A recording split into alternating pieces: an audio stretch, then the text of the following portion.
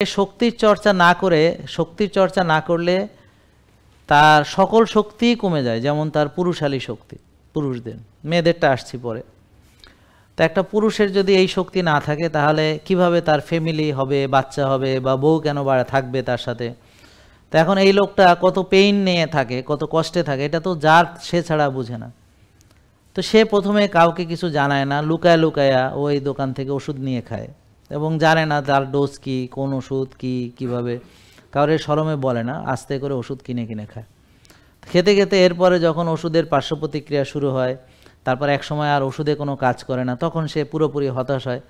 তারপর ডাক্তার দেখে, ডাক্তার আবার ইঞ্জেকশন দেয়। তো একটা সময় গিয়ে সে যখন আর কোনো ওষুধে কাজ হয় না, তখন সে একেবারে নিরাশ হয়ে পড়ে। তো এখন তার যে মনে ব্যথা, এই ব্যথাটা কতখানি, এটা তো যার আছে সে ছাড়া কেউ বুঝবে না। এখন তার ফ্যামিলি নাই, বাচ্চা নাই, বউ থাকছে না, বারবার কথা শোনাচ্ছে, অপমান করছে সবাই। আর এটা মানে ওই যে আমি একটা ভিডিও দিয়েছিলাম, বুক ফাটে তো মুখ ফোটে না, মানে কাউকে বলতেও পারে না। এদিকে বুক ফেড়ে যাচ্ছে, কাউকে বলতে পারছে না।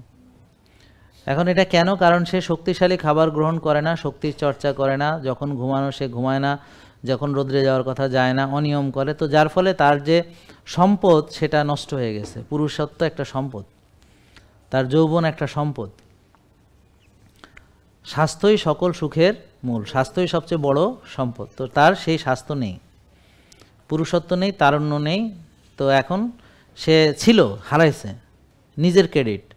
কিভাবে হারাইছে? সে তো ছিল ভালো, হ্যাঁ, আজ আমার কি হলো সে বুঝতে পারতেছে না। আগে তো ছিল ভালো, এখন কেন ভালো ছিল? সবাই ভালো থাকে, আল্লাহ তাআলার অশেষ রহমত যে আমরা সবাই তরুণ থাকি, তরুণী থাকি। তারপর কি করি? তারপর স্বাস্থ্য ভালো থাকে, তারপর এটাকে আমরা নষ্ট করি।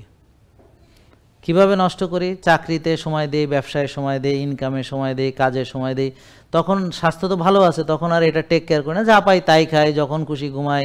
হ্যাঁ, প্রায়োরিটি হলো টাকা ইনকাম বা ক্যারিয়ার গঠন।